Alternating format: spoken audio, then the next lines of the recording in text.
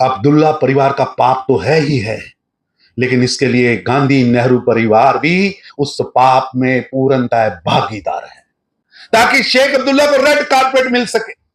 और वो शेख अब्दुल्ला सत्ता में आकर कहता है कि मैं भारत का झंडा, भारत का संविधान, भारत का नेतृत्व स्वीकार नहीं करूंगा। तब देश को चलाने वाले नेता नेहरू और कांग्रेस पार्टी मूक दर्शक बन के बैठी रही, उनके पीछे राग गाती रही, उनकी ट्यून पर डांस करती रही।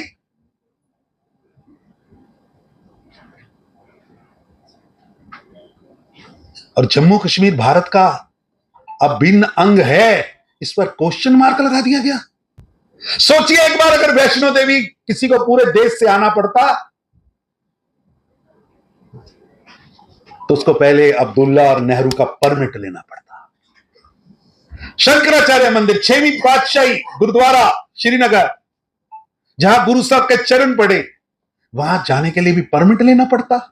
ये अब्दुल्ला और मुफ्ती और नेहरू जो नैरेटिव चलाते हैं कि उसका विलय पत्र और था और इसका विलय पत्र और था, ये विष फैलाने वाली बातें हैं, ये विष फैलाने वाला नैरेटिव। एक एक शब्द वही है, कहीं कोमा और बिंदी का भी फर्क नहीं है।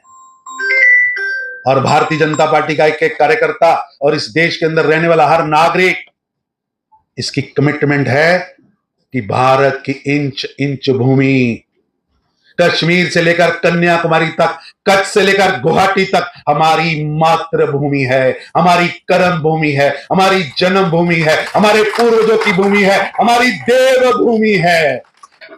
आज भारत के अंदर सभी धर्मों के, पंथों के लोग अपनी पूजा पद्धति के अनुसार शांति से रह रहे हैं। कभी सरकार की किसी योजना में ऐसा नहीं आया कि ये सामान, ये राशन हिंदू को मिलेगा, सिख को मिलेगा, बुद्धिस्ट को मिलेगा, मुसलमान को मिलेगा कि नहीं मिलेगा।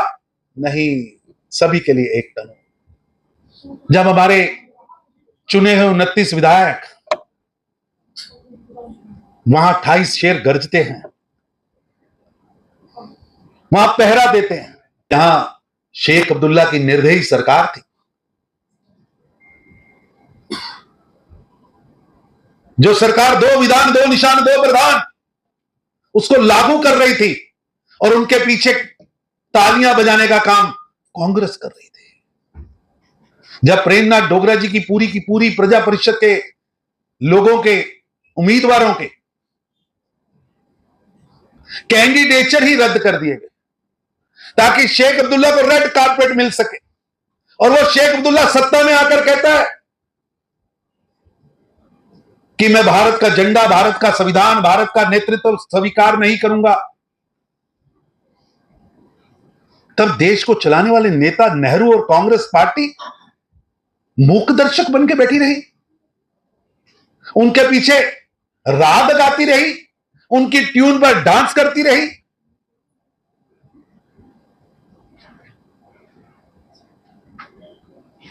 और जम्मू कश्मीर भारत का अभिन्न अंग है, इस पर क्वेश्चन मार्क लगा दिया गया। अब्दुल्ला परिवार का पाप तो है ही है, लेकिन इसके लिए गांधी नेहरू परिवार भी उस पाप में पूर्णतः भागीदार है। मैं प्रणाम करता हूं श्यामा प्रसाद मुखर्जी को कि जिन्होंने उस आंदोलन का नेतृत्व किया। बंगाल के रहने वाले, जनसंघ के पहले अध्यक्ष, और एक ही नारा लेकर 2 प्रधान 2 विधान 2 निशान, परमिट सिस्टम नहीं चलेगा, नहीं चलेगा। और अब्दुल्ला साहब को मैं और कांग्रेस को भी कहना चाहूंगा, भारत भूल भी नहीं सकता, भारत भूलेगा भी नहीं, और भारतीय जनता पार्टी उस पाप को भूलने भी नहीं देगी, भूलने भी नहीं देगी। लेकिन जरा सोचिए, ये नेहरू और अब्दुल्ला ने क्या षड्यंत्र रचा था। आज लाखों लोग हर हर बम बम करके अमरनाथ की यात्रा के लिए जा रहे हैं। सुबह अध्यक्ष जी एक जगह पर यात्रा की शुरुआत करवा रहे थे। हमारे सभी लोग यात्राओं की शुरुआत के लिए तीर्थ यात्रियों का स्वागत कर रहे हैं, उनके सर पे तिलक कर रहे हैं। उनको सम्मानित करके अमरनाथ की यात्रा भेजा जा रहा है।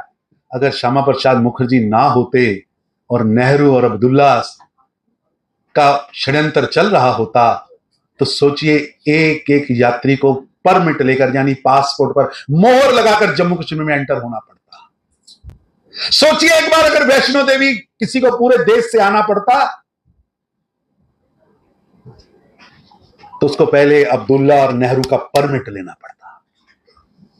शंकराचार्य मंदिर, 6वीं पातशाही गुरुद्वारा श्रीनगर, जहां गुरु साहब के चरण पड़े, वहां जाने के लिए भी परमिट लेना पड़ता। और मुझे शर्म आती है, सचमुच घृणा आती है कि ऐसी सरकार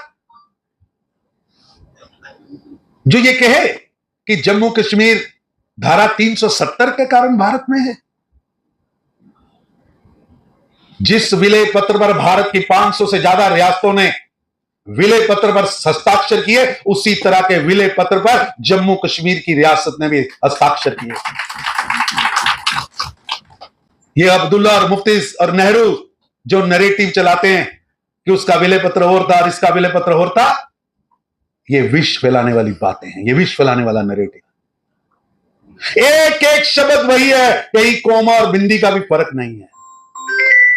और भारतीय जनता पार्टी का एक एक कार्यकर्ता और इस देश के अंदर रहने वाला हर नागरिक, इसकी कमिटमेंट है कि भारत की इंच इंच भूमि, कश्मीर से लेकर कन्याकुमारी तक, कच्छ से लेकर गुवाहाटी तक हमारी मातृभूमि है, हमारी कर्म भूमि है, हमारी जन्म भूमि है, हमारे पूर्वजों की भूमि है, हमारी देव भूमि है। पद पद भूमि हमारी देव भूमि है, हमारे पूर्वजों की भूमि है।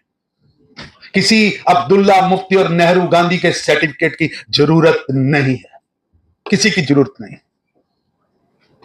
और यह विलय पूर्ण विलय है, और जिस कश्मीर के हिस्से पर जबरन पाकिस्तान बैठा है, उसकी भी इंच इंच जमीन, इंच इंच धरती, पग पग भूमि हमारी मातृभूमि है, मातृभूमि। इसीलिए हम नारा लगाते हैं कि जहां बलिदान हुए मुखर्जी, वो कश्मीर हमारा है, वो कश्मीर हमारा है जो सारे का सारा है। यह भारत की कमिटमेंट है, हर नागरिक की कमिटमेंट है। किसी अब्दुल्ला, मुफ्ती और गांधी नेहरू परिवार के सर्टिफिकेट की आवश्यकता नहीं है। यह हमारे खून की धमनियों में चलने वाले रक्त का प्रवाह बोलता है, ये मातृभूमि है हमारी, कोई रोक नहीं सकता। पर दुर्भाग्य है कि देश के अंदर ऐसे नेता हैं जो आज भी एक रोंग नैरेटिव चलाते हैं, रोंग नैरेटिव चलाते हैं। जब हमारे चुने हुए 29 विधायक वहां 28 शेर गरजते हैं, वहां पहरा देते हैं, तो मैंने तो उनकी बैठक में भी कहा, भैया मेरे बड़े भाई, आप जो 28 लोग वहां बैठे हैं, आप भारत का नेतृत्व कर रहे हैं, राष्ट्रवाद की सोच का नेतृत्व कर रहे हैं, आप पहरेदार हैं, आप चौकीदार हैं, आप भारत माता के पुजारी हैं, अनुयायी हैं। आपकी वहां उपस्थिति, आपकी एक एक बात देश के लिए जरूरी है। क्योंकि मेरे को याद है कि वही मानसिकता